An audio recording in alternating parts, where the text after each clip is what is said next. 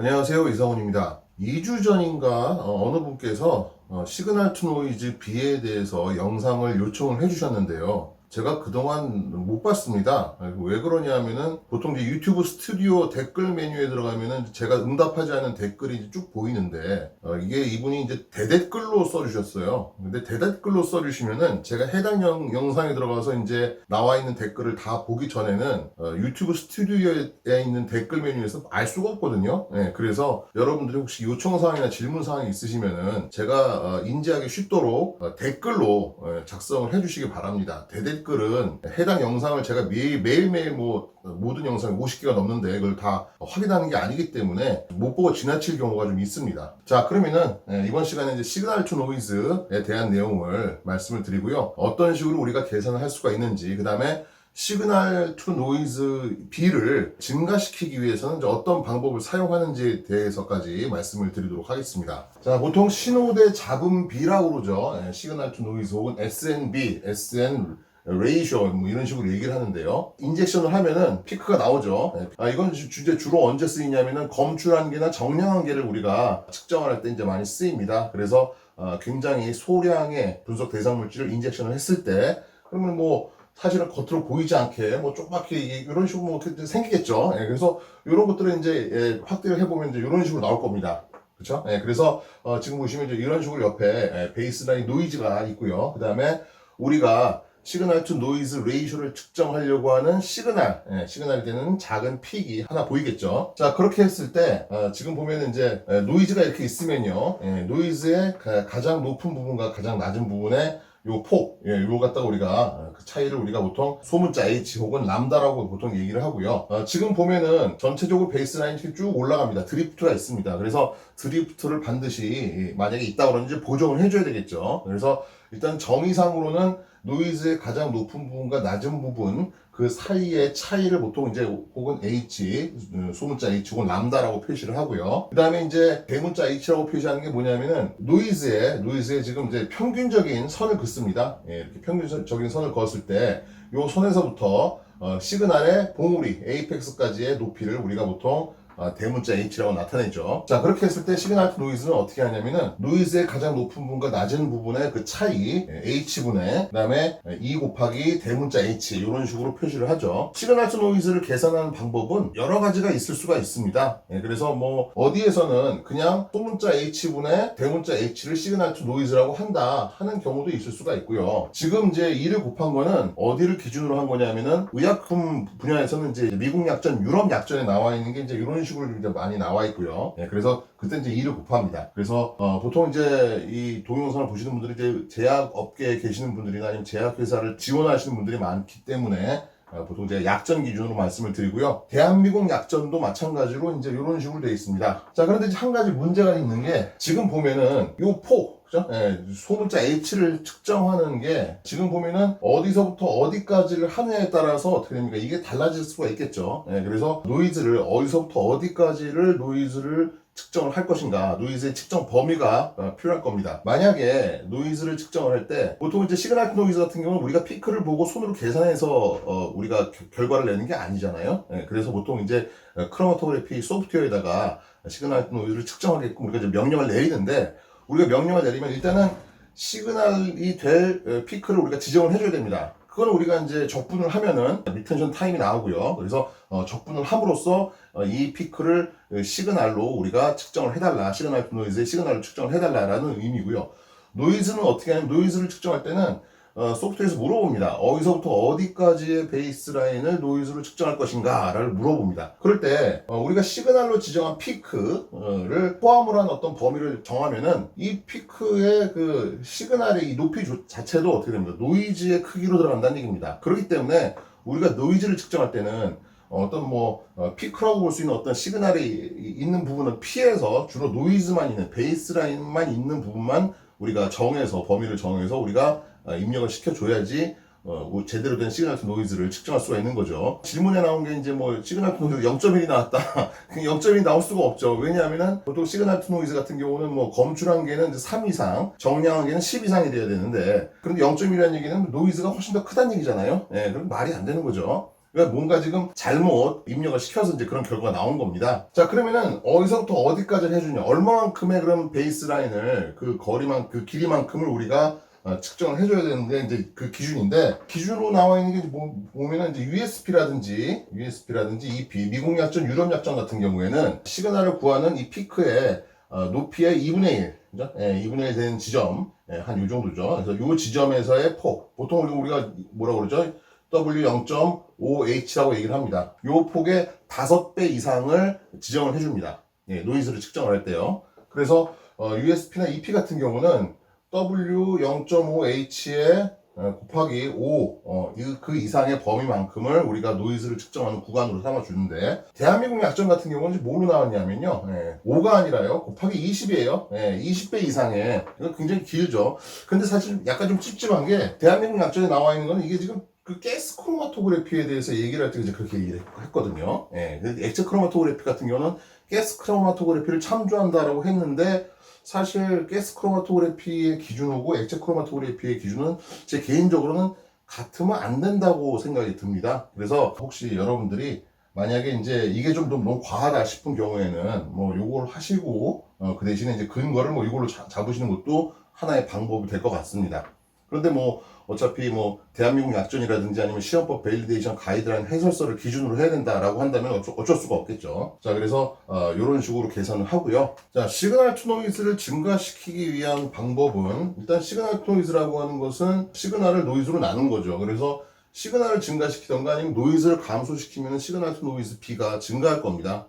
그래서 처음에 increasing 시그널을 증가시키는 방법부터 먼저 말씀을 드리겠습니다. 자, 첫 번째는요, better wavelength. 그러니까 측정 파장을 적절한 걸로 잡는 거죠. 보시면은 보통 물질마다 이제 최대 흡광 파장이 서로 다릅니다. 예를 들어서 우리가 분석하려고 하는 물질이 뭐 이런 식으로 파장이 이렇게 되어 있습니다. 그래서 최대 흡광 파장에 보면 이제 220나노미터보다 더 높은 파장이다 라고 했고, 다른 불순물 우리가 분류하려고 하는 것들이 뭐 예를 들어서 뭐 이런 식으로 생겼다, 이렇게 생겼으면은, 그러면은 최대 흡광 파장, 요 파장에서 우리가 측정을 하는 것이 훨씬 더 선택성과 감도가 좋은 결과를 얻을 수가 있겠죠. 여기서 선택성이라는 건 뭐예요? 다른 물질들의 시그널은 감소시키고 우리가 분석하려고 하는 물질 시그널은 증가시키는 걸 말하는 거죠. 그래서 불순물들이 혼재했을 때 우리가 측정하려고 하는 물질들을 좀 더 잘 정량하는 그런 것들을 우리가 보통 선택성이라고 얘기를 하는 거죠. 보통 이제 유기물질들은 어떻습니까? 파장이 짧아질수록 그만큼 흡광이 높아지는 그런 성향을 가지고 있습니다. 그래서 거기에 따라서 이제 무조건 뭐 흡광이 높다고 그래가지고 이제 좋은 파장이다라고 보기는 좀 힘들고요. 또 거기다가 이동상에 들어가는 뭐 어떤 여러 가지 물질들이라든지 이런 것들에 따라서 마찬가지로 이제 우리가 만약에 무조건 높은 파장만 하면 어떻게 잘못하면은 베이스라인 드리프트가 좀 심하게 생길 수도 있고요. 뭐 그런 여러 가지 문제가 생길 수가 있죠. 그래서 선택성과 감도가 좋은 파장을 골라서 하는 것이 시그널을 증가시키는 데 도움이 된다라고 볼 수가 있고요. 두 번째는요, 디텍터를 좋은 걸 써야죠. 이것도 마찬가지로 보통 우리가 이제 UV를 많이 사용을 하는데요. UV 디텍터마다 또 마찬가지로 자외선이 통과하는 뭐 층장의 길이라든지 뭐 하는 그런 종류에 따라서 감도라든지 이런 것들이 좀 차이가 날 수가 있습니다. 그래서 만약에 좀 감도가 좀 안 좋다라고 싶은 경우에는 좀 더 좋다고 하는 그런 디텍터를 우리가 갈아 끼워가지고 우리가 사용할 수가 있고요. 아니면은 뭐 예를 들어서 RI라든지 뭐 ELSD 같은 것들도 서로 비교를 했을 때 보통 감도에 대한 양적인 부분을 생각을 한다면은 RI보다는 ELSD가 감도는 더 좋다고 우리가 볼 수가 있겠죠. 그래서 좋은 디텍터를 우리가 골라서 사용하는 것이 이제 시그널을 증가시키는 데 도움이 된다. 그 다음에 세 번째는요, 분석 대상 물질에 대한 이제 개질이죠. 그래서 일종의 이제 유효체화를 시키는 거죠.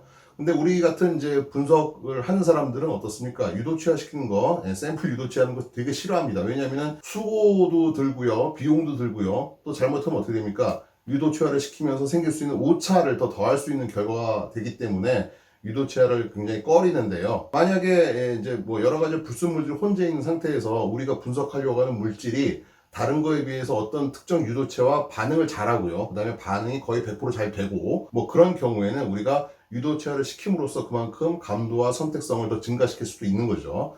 뭐 예를 들어서 형광 물질 같은 거, 그죠? 예, 뭐 플로레센스 드리버티브를 갖다가 붙임으로써 우리가 UV가 아니라 뭐 형광 디텍터를 사용해서 검출을 하게 되면 그만큼 좀 더 좋은 감도와 시그널을 얻을 수가 있는 그런 경우도 있을 수가 있습니다. 그래서 무조건 유도차를 갖다가 꺼리지 마시고요. 필요하다 생각되면은 적극적으로 한번 검토를 해보시는 것도 추천을 드리고요.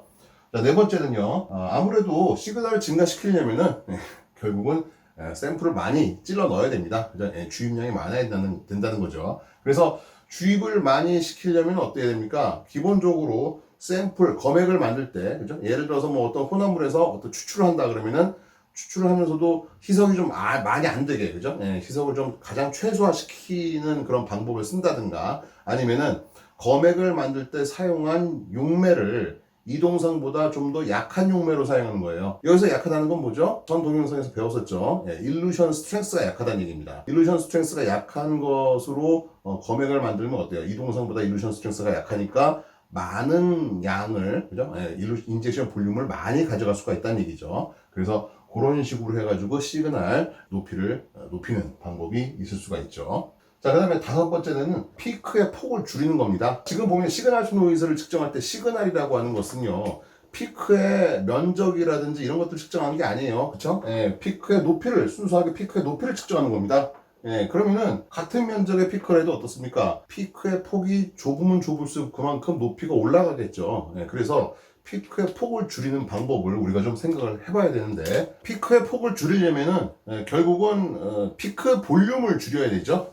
지금 보시면은 이제 피크의 폭이 뭐 이런 식으로 된다. 그러면은 피크의 폭이라고 하는 게 이제 요 정도다. 그러면 지금 피크 볼륨이라고 하는 것은 피크의 폭에다가요, 거기다가 플로우 레이트를 곱한 거죠. 그래서 단순하게 그냥 뭐 폭을 줄인다고 해서 그냥 유속을 높이면 될 것 같은데요. 유속을 높인다고 해서 피크 볼륨이 줄지는 않습니다. 그렇죠. 그래서 유속을 높여가지고 뭐 이렇게 어떻게 피크의 폭을 줄이려고 하는 그런 시도는 그렇게 크게 효과적이지가 않고요.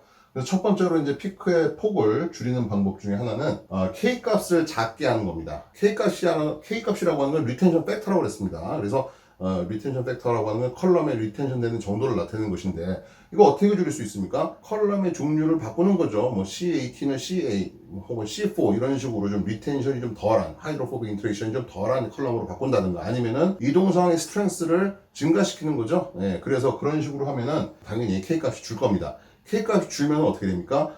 피크가 빨리 나고요. 거기에 따라서 폭이 좁고 높이가 높은 피크를 우리가 얻을 수 있죠. 아이소크리틱인 경우에요. 그 대신에 주의할 건 뭐예요? 너무 빨리 나오니까 이제 다른 잠핑크들과 좀 분리가 되는 걸 우리가 확인을 하면서 이제 K 값을 줄여야 되겠죠. 그래서 보통 이제 한 2 이상은 돼야 된다라고 이제 보통 얘기를 하죠. 자, 그 다음에 두 번째는요. 피크 볼륨과 그 다음에 이제 그 컬럼의 볼륨도 관계가 있습니다. 그래서 작은 칼럼을 사용을 하는 겁니다. 작은 칼럼을 사용하면 그만큼 더 피크의 볼륨이 줄어들 수가 있죠. 자, 그 중에서 이제 어떤 걸 줄이는 게 좋으냐면은 칼럼의 내경을 줄이는 거죠. 예를 들어서 처음에 사용한 칼럼이 4.6에 150mm짜리 칼럼을 사용했습니다. 근데 이제 이게 직경이죠. 그래서 아이디를 줄이기로 했어요. 예를 들어서 뭐 2.1로 줄였습니다. 그러면 줄인 만큼 어떻게 돼요? 컬럼 볼륨이 작아지니까 피크 볼륨이 작아지겠죠. 근데 그렇더라도 이제 같은 퍼포먼스를 내려면 이제 어떻게 하는 게 좋아요? 이럴 때 썼던 유속을 똑같이 하는 게 아니라 유속을 이제 더 감소를 시켜줘야 됩니다. 그래서 얼마만큼 감소를 시켜줘야 되냐면은 지금 보면은 이제 내경이 줄었으니까 그래서 피크 그 컬럼을 잘랐을 때 그 단면적의 제곱에 따라서 우리가 이제 달라지는 거죠. 그래서 4.6에 2.1로 나누고 이걸 제곱, 이게 이제 단면적의 비율이 되는 거잖아요. 그렇죠? 그래서 단면적의 비율이 되고 이 값이 대충 한 5 정도 될 겁니다. 5 정도 되면 만약에 여기서 플로우 레이트가 분당 1ml다 그랬으면 이제 어떻게 됩니까? 요것의 5분의 1만큼 줄여주는 것이죠. 그래서 여기서의 플로우 레이트는 분당 0.2ml 이런 식으로 우리가 줄여줘야지 제대로 된 결과를 얻을 수가 있겠죠. 이 경우를 보시면 이제 컬럼 볼륨을 5분의 1로 줄인 거고요. 거기에 따라서 이제 피크 볼륨도 5분의 1로 줄였다. 이제 이론적으로 이렇게 생각할 수가 있습니다. 그래서 피크 볼륨이 5분의 1로 줄었으니까 그만큼 높이도 증가를 했겠죠. 컬럼의 내경만 줄이면 되느냐? 아니죠. 컬럼의 길이를 줄여서도 마찬가지로 볼륨이 달라질 수가 있죠. 그래서 길이 같은 경우는 바로 길이의 감소에 따라서 그냥 바로 거기에 비례해서 볼륨이 감소하니까 거기도 마찬가지로 똑같이 우리가 적용할 수가 있다라고 볼 수 있습니다. 이제 이때 우리가 항상 생각할 건 뭡니까? 이때 이제 레솔루션이라든지 그죠? 이런 것들은 이제 항상 생각을 해서 줄여야 되겠죠. 그 다음에 이제 컬럼 볼륨을 줄일 때 우리가 좀 주의해야 될 것이 컬럼의 볼륨을 줄이면 어떻게 해요? 볼륨을 줄이면서 중요한 거는 인젝션 되는 샘플의 매스는 그대로 가야 됩니다. 그러니까 컬럼 볼륨 부피가 줄어들다 가지고 거기에 맞춰가지고 인젝션 되는 샘플의 볼륨이라든지 매스가 같이 감소를 하면은 그거는 할 필요가 없는 거죠. 아무 의미가 없어지는 겁니다. 네, 그래서 항상 오버로드가 안 되도록 우리가 잘 보면서 컬럼의 크기를 줄여야 되고요. 자, 그 다음에 이제 피크 폭을 줄이는 마지막 방법이 이론 단수 크기를 증가시킨다라는 거죠. 그러니까 이론 단수를 갖다가 증가시키면 거기에 따라서 피크 폭도 줄어들 수 있습니다.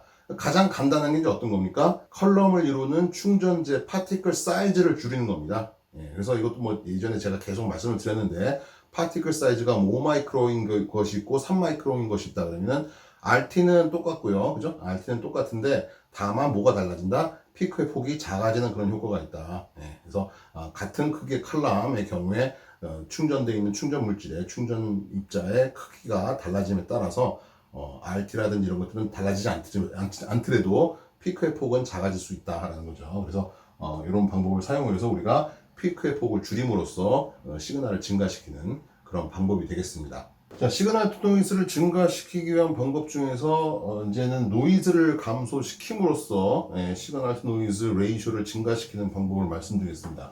자, 노이즈를 감소시키기 위해서는요, 첫 번째로 HPLC 소프트웨어 데이터 시스템에 데이터 애퀴지션 레이트라고 하는 게 있습니다. 그러니까 뭐냐면은 1초의 데이터를 몇 개를 받아가지고 크로마토그램에다가 점을 찍느냐, 점을 찍어서 우리가 크로마토그램을 그리느냐 하는 건데, 이제 속도, 이제 데이터를 찍는 속도죠. 이 속도를 우리가 조절할 수가 있다는 겁니다. 그래서 보통 디폴트로 이제 되어 있는 값이 있고요. 그거는 또 이제 마찬가지로 크로마토그래피 시스템마다 또 다르죠. 그래서 그걸 보시고, 만약에 데이터를 찍는 속도가 너무 빨라서, 너무 빠르면 어떻게 돼요? 그러면 너무 빠르면은 이런 식으로 이제 피크는 자세하게 그려줄지 모르겠는데 그만큼 노이즈는 증가할 겁니다. 그런데 만약에 우리가 피크의 면적이라든지 피크의 높이에 크게 영향을 주지 않는 범위 내에서 우리가 약간의 그 데이터를 받는 그 속도를 좀 약간 감소시키면요, 그럼 거기에 따라서 노이즈가 감소할 수가 있다라는 거죠. 그래서 그걸 통해서 우리가 노이즈를 감소시킬 수 있고요. 두 번째는요, 밴드 위스라고 하든지 아니면 옵티컬 슬릿 위스라고 하는 게 있어요. 이게 이제 보면은 디텍터 세팅에 보면은 거기에 이제 나와 있는데요. 이걸 또 설명하려면 지금 좀 시간이 부족하기 때문에 이거는 나중에 제가 시간이 되면은 따로 설명을 드리겠습니다. 그래서 일단은 밴드 위스나 혹은 옵티컬 슬릿 위스를 좀 증가시킨다라고 생각을 하시면 됩니다. 그래서 이런 것들이 보통 이제 디폴트로 얼마로 되어 있냐면 4나 8나노미터로 되어 있는데 이것도 한 10이나 20 약간씩 증가를 시킴으로써 전체적인 피크의 모양이라든지 면적에 크게 영향을 주지 않는 선에서 노이즈를 감소시킬 수가 있습니다. 자, 그 다음에 세 번째는요, 온도를 컨트롤을 잘 해야 된다라는 거죠. 이게 온도랑 관련이 있다고 하는 것은 사실 UV라기보다는 지금 RI 디텍터의 경우에 온도에 따라서 굴절률이 이제 차이가 많이 나니까, 그래서 요새 나오는 RI 디텍터들은 보통 이제 온도 컨트롤러가 같이 붙어 있습니다. 그런데 사실은 그러니까 UV 디텍터 같은 경우는 온도 컨트롤러가 없죠. 없습니다. 없는데 이 UV 흑광이라고 하는 게 결국 이제 흑광, 그러니까 광을 우리가 측정을 하는 그런 거기 때문에 이게 굴절률도 거기에 영향을 미칩니다. 그리고 굴절률은 온도에 따라서 이게 또 영향을 받고요. 그러다 보니까 UV 디텍터 자체는 온도 컨트롤러가 안 붙어 있지만은 우리가 이제 보통 보면 이제 컬럼 오븐에서 어느 정도 이제 온도가 일정하게 만들어진 샘플과 이동상이 바로 컬럼을 나와가지고 이제 디텍터로 가니까, 그래서 이제 그 사이는 별로 이제 크게 온도 변화가 없는 거죠. 근데 만약에 우리가 HPLC를 설치한 공간이 뭐 예를 들어서 환풍구 바로 옆 밑이다, 뭐 이러면 어떻게 됩니까? 거기서 만약 더운 바람이나 차가운 바람이 나오는 경우에는, 그런 경우에는 이제 온도에 영향을 받아가지고 베이스라인이 불안정하게 나올 수 있습니다. 그래서 그런 경우는 우리가 환풍구 바로 밑이나 바로 옆이나 가까운 곳에 뭐 차가운 바람이나 뜨거운 바람이 나오는 곳을 피해서 우리가 HPLC를 설치를 하시는 게 좋고요. 자, 그 다음에 네 번째는 배럴 믹싱. 이게 믹싱이라는 얘기는 뭐냐면 이동상의 믹싱을 말합니다. 그래서 보통 이제 이거는 외부에서 섞어가지고 이제 이렇게 이동상을 만드는 것이 아니라 온라인으로 HPLC 시스템 안에서 AV 솔루션이 서로 섞이는 그런 경우를 말하는 건데요. 그래서 아이소크리틱 같은 경우에는 HPLC 시스템 자체 믹서에서 섞여가지고 이 컬럼을 흘리는 것보다는 아예 처음부터 일정 농도를 조성을 만들어가지고 외부에서 섞어가지고 흘리는 게 베이스라인 노이즈가 적고요. 그 다음에 이제 어쩔 수 없이 A, B가 서로 섞여야 되는 그레디언트의 경우에는 그런 경우도 마찬가지로 이제 믹싱에 대한 부분을 같이 생각을 해야 된다는 거죠. 그래서 보통 믹서도요, 이제 큰 게 있고 작은 게 있는데요. 일단은 믹싱이 잘 되려면은 이제 믹서의 볼륨이 좀 큰 게 좋습니다. 큰 게 좋은데 큰 게 또 단점이 뭐예요? 그레디언트를 걸었습니다. 그레디언트를 걸었더니 지금 이런 식으로 올라가요. 지금 보면은 자, 원래는 세팅이 어떻게 돼 있었어요? 뭐 이런 식으로 아마 세팅이 돼 있었을 겁니다. 이런 식으로 이렇게 올라가라 라고 이제 세팅이 돼 있는데 뭐 드웰 볼륨의 차이도 있을 거고요. 그러니까 이런 식으로 이제 이렇게 올라가요. 왜 그러냐면은 믹서의 볼륨에 따라서 이제 이런 식으로 갑자기 탁 올라가는 게 아니라 이런 식으로 이제 완만하게 이제 이렇게 이런 곡선을 그리게 되는 것이죠. 그런데 믹서의 볼륨이 작으면 작을수록 그만큼 이동상 농도의 변화를 훨씬 더 컬럼이나 디텍터에 잘 반영할 수가 있다는 얘기죠. 무슨 얘기냐면은 믹서가 작으면 작을수록 그만큼 요런 곡선이 좀 더 덜해진다는 얘기입니다. 그 대신에 이제 믹서가 작으면 노이즈가 크겠죠. 그리고 믹서의 볼륨이 크면 클수록 그만큼 노이즈가 작아질 겁니다. 거기에 따라서도 이제 노이즈가 달라질 수가 있고요. 그 다음에 믹싱을 잘 시키는 방법, 특히 AB를 가지고 우리가 그레디언트를 하는 경우에 그런 경우는 이제 어떻게 하는 게 좋습니까? 처음부터 A 100%, B 100%, 그러니까 A 100% 물, 그 다음에 B 100%솔 유경매 이렇게 해가지고 그레디언트를 거는 것보다 그러면 어떻게 돼요? 온라인 믹서에서 믹싱이 되면서 물과 용매가 섞이면 어떻게 돼요? 거기서 뭐 기포도 생길 수가 있고요. 그죠? 뭐 압력도 또 갑자기 확 변할 수도 있고요. 여러 가지 문제가 발생할 수가 있습니다. 근데 처음부터 A, B를 어떤 식으로 하냐면은 A에다가 B를 한 5% 넣고요. B에다가 A 솔루션을 또 한 5% 정도 넣어줘요. 그러면 어떻게 됩니까?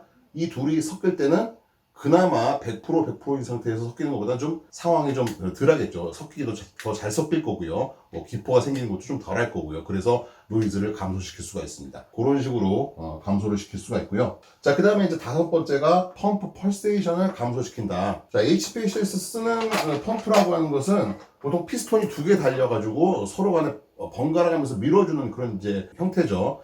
요새 나오는 펌프들은요, 웬만하면 다 성능들이 좋아서요. 이런 이제 그 펌프에 따라서, 펄세이션은 뭐냐면 이제 펌프에 따른 맥놀이를 말하는 겁니다. 맥동이라고 그러나요? 이제 이렇게, 갑자기 압력이 올라갔다가 전체로 떨어지면서 이렇게 왔다 갔다 하면서 거기에 따라서 베이스 라인도 이제 흔들리는 그런 걸 말하는데, 이런 맥동이 그렇게 크진 않아요.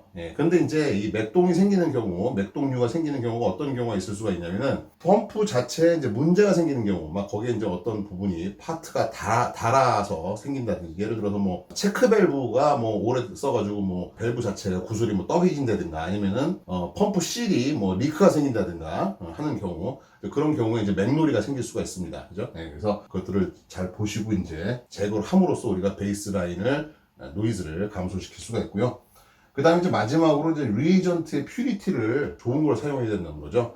HPLC 시스템에서 사용되는 이제 용매라든지 물이라든지 아니면은 거기에 이동성에 들어간 여러 가지 염이라든지 뭐 씨앗 같은 것들, 그런 것들은 순도가 높은 것을 사용하는 것이 그만큼 베이스라인 안정화에 도움이 된다. 이건 뭐 당연하죠. 이건 뭐 당연합니다. 그래서 좀 가격이 좀 되더라도요, 너무 아끼지 마시고 가격이 좀 되더라도 이런 것들을 좀 좋은 것들을 사용해서, 그럼 사실 이동선에 들어가는 뭐 염이라든지 씨앗 같은 거 이렇게 크게 많이 안 들어가니까요. 그러니까 이제 여러분들이 그런 것들을 사용하시는 게 베이스 라인을 감소시키는 거에 훨씬 더 도움이 된다. 자, 그래서 오늘은 시그널 투 노이즈를 어떤 식으로 우리가 구할 수가 있느냐에 대해서 말씀을 드렸고요. 그다음에 시그널 투 노이즈를 증가시키는 게 우리한테 유리하죠. 왜냐하면은 검출한 게 정량한 게를 우리한테 유리하도록 조금이라도 더 많이 측정되게 하기 위해서는 그만큼 시그널 투 노이즈를 높게, 그죠? 높게 돼 있는 시험법을 개발하는 것이 유리합니다. 그렇기 때문에 시그널 투 노이즈를 증가시키는 방법이 무엇이 있는가에 대해서